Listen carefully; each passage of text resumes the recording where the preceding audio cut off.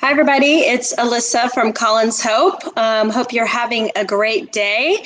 We are back to talk. This is directed at parents and caregivers. And as the executive director of Colin's Hope, there are many times when we do work year-round. We distribute water safety cards. We sponsor swim lessons. We do all the things that we do as an organization. We don't often get to hear how people are impacted, or we don't hear from the people that we serve because we work with so many partners. And so from time to time, we'll get an email or we'll get a phone call or we'll get something from someone who has been reached by one of the things that Colin's Hope has done to share their experience or ask for more information. And we got one of those last week. And I want to invite Sarah Schukei, did I get that right? Your last name, on to have a little conversation here.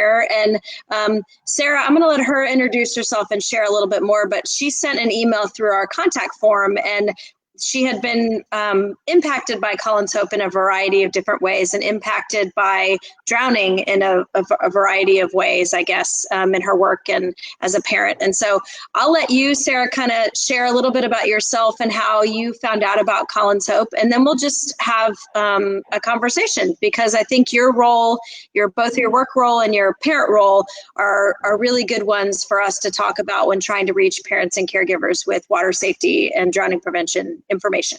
So welcome. Yes. Thanks for coming on today. Thank you. So my name is Sarah. I've been a nurse for about 13 years, maybe a little more. And the majority of that time I have been working in the pediatric ICU, and currently, or just really stepped away from the pediatric ICU over at Dell Children's. So impacted by drowning, not only from what I do, but I also have two children. I have a 5-year-old and a 3-year-old who love water, like all children usually do.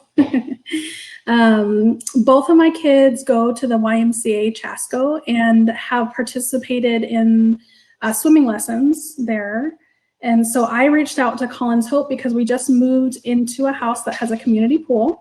Mm-hmm. And wanted to get some of the these little cards right here. Yep. Oh wait, what version? Hold yours up. What version do you have? We've got a variety of. Okay, you'll get some new ones. So those are some of our older ones. You'll get some new ones that have an interesting thing on them, which we can talk about. It has this thing called the X effect on it, but you'll get new ones. I love seeing who has what. I wanted to get them because as I sit at the pool, I see a lot of people on their phones, and it just gives me pure anxiety. Mm-hmm. Because they're kids of many different ages. And, usually if parents have a infant in the pool, they're paying attention and they're right on the kid. But then as the kid kind of graduates out of the little floaties, they stop to pay attention. Mm-hmm. And I think that's when you need to pay attention the most. So I just wanted to distribute them at my community pool to make sure that people know that they need to pay attention. And I make sure to, my 3-year-old swims without a floaty, and we always practice. And I love just using just some of the things that, I learned from this card and from his class that he actually taught me. And that was, asking an adult if you can get in the water. Yay! Like he asked me the first time he did it, and I'm like, yeah, I'm in the water. But then I realized my attention gets, pulled in many different ways, and it just can happen so fast. And it's quiet, right? You don't know about it.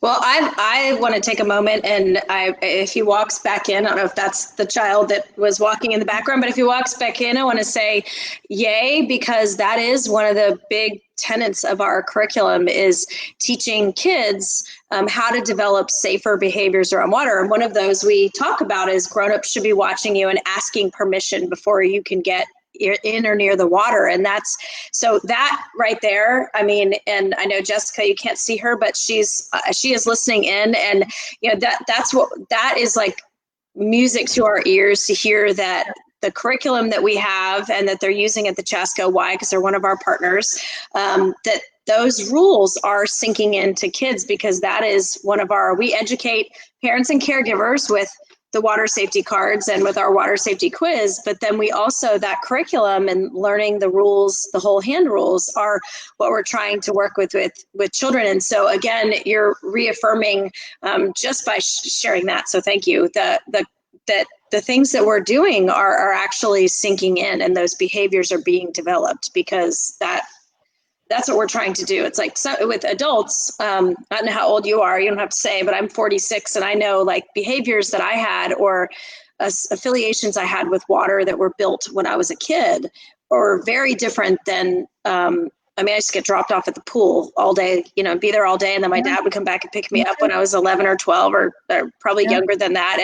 And things are different. Things are different now. And so there are behaviors that even as the executive director of a drowning prevention organization, when I was learning how to be safer around water, I had to reprogram some of those things. And with adults, we have to reprogram. Sometimes with kids, we can start developing those from the ground up. But anyway, so thank you for sharing that. Well, I want to focus for a minute on what have you seen in your role as an ICU nurse? Have you seen children who've had a drowning and cared for them and their families? And I don't know if there's anything that you want to share around that piece. Yeah, I've taken care of multiple. I was born and raised in Arizona and spent a lot of time out there. So I moved from if not the highest to the second highest and vice versa.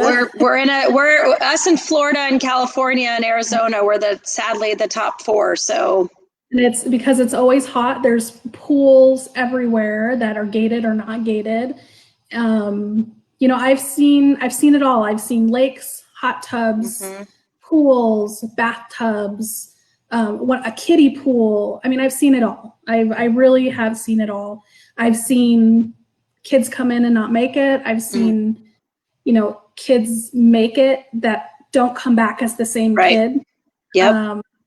And then I really have never seen a kid actually drown and come back as themselves. And so, after seeing that and seeing the trauma that families go through, it's very important to me to push not only, my kids and my family, but also all the parents around me, the importance of water safety. And it's not just, it's the parents' responsibility to watch, yes, but it's also the parents' responsibility to teach. Educate, yep.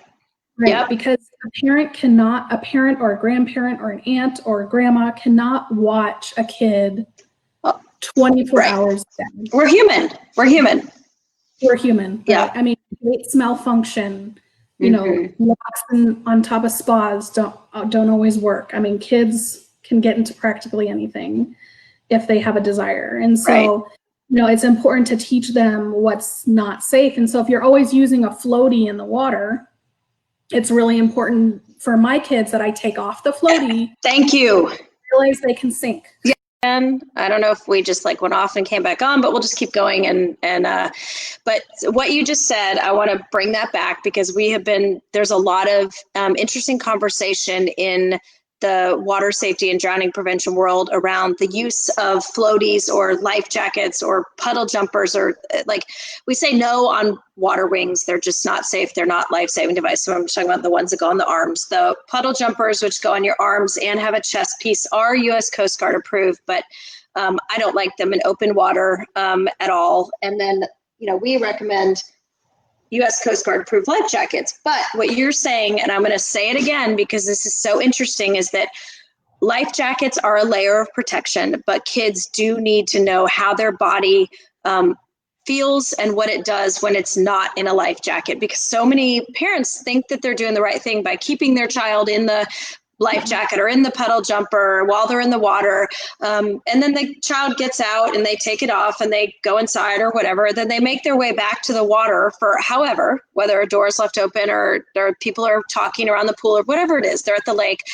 And they don't understand that their body is going to sink because they're not wearing the life jacket. And so they get into the water. And we work with so many families that that's happened. The kid has been in the life jacket all day, that day, or all like right up into it. And then they make their way back to the water. And so I want to thank you for saying that, because we've been saying that to parents, is you have to make sure that, like, this is the life jacket. Here's how you're floating. Let's take it off. I'm going to be in arm's reach. I'm going to hold you, but your body sinks, so that they do understand that. Because I always do it at the end of the day, at the end of the swim day, so that they remember the next morning, or if they get out or that.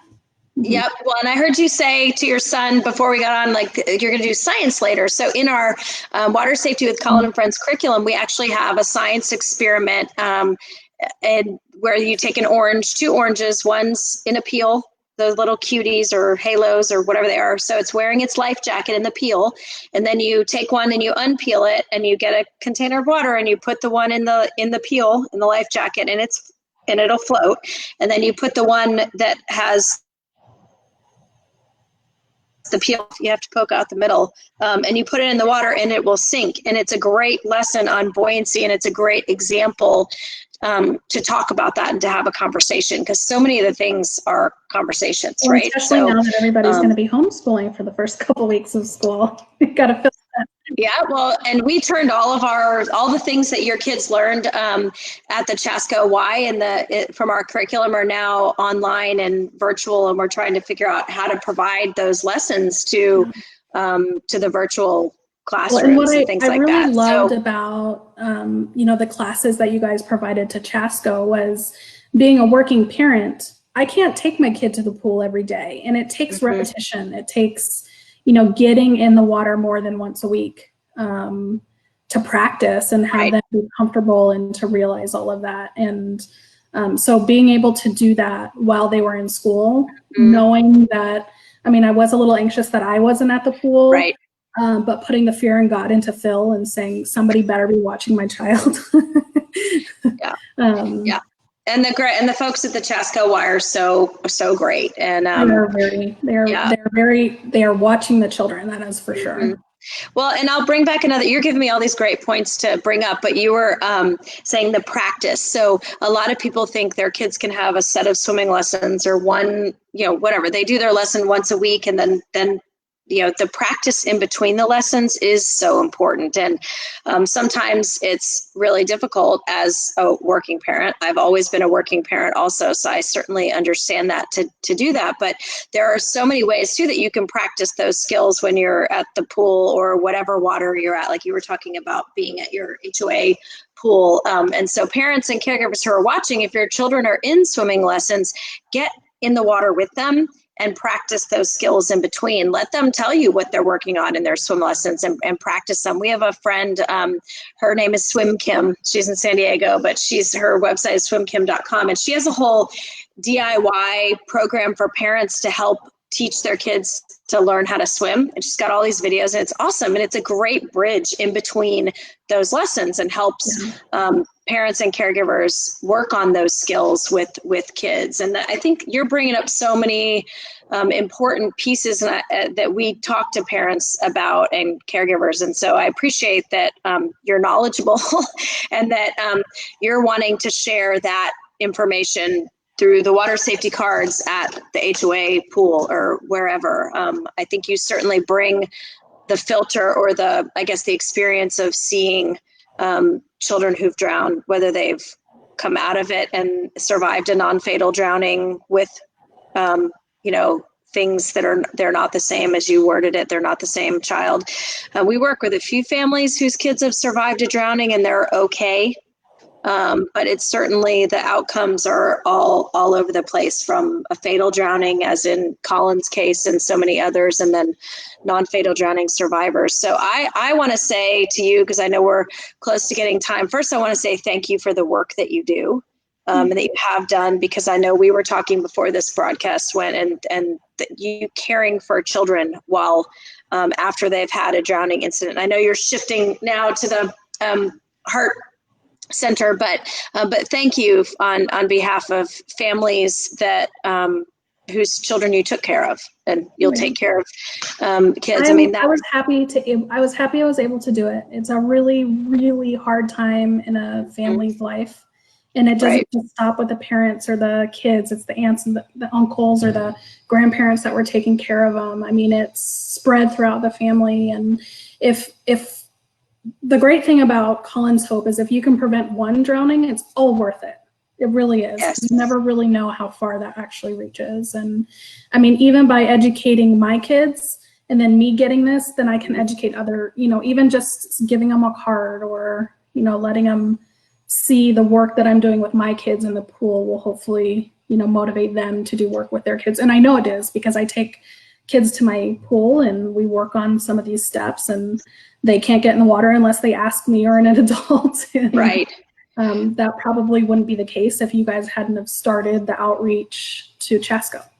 Well, you're going to be my first test case on this. So we partnered up with a group called Recognize Good, and it's a group in the community, a guy named John Bosch who started it, his company Tyrex, and they have these gratitude coins, and we were supposed to have physical gratitude coins, but because of the way the world is right now, we don't have the physical ones, but we are about to have some virtual gratitude coins. And these are what we were going to do with them when we had the physical ones, is we were going to send out our staff and our board and volunteers all summer long. If they were at a pool and we saw a parent or a child or a caregiver or something having good water safety behaviors, we were going to give them one of these coins, and it's a gratitude coin.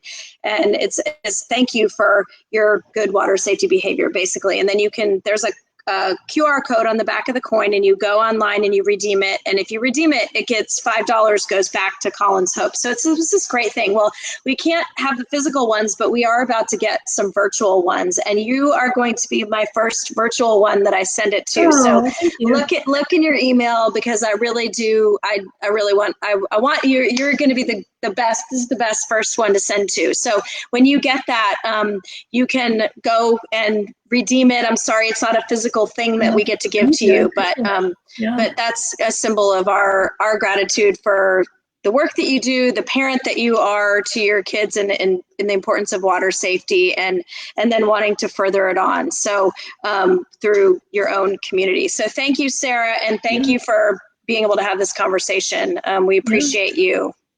Thank you. Thank you for your time and all the work that you guys are doing. It really does. Awesome. Well, everyone out there, have the best day ever, and we will see you soon. Bye. Thank you.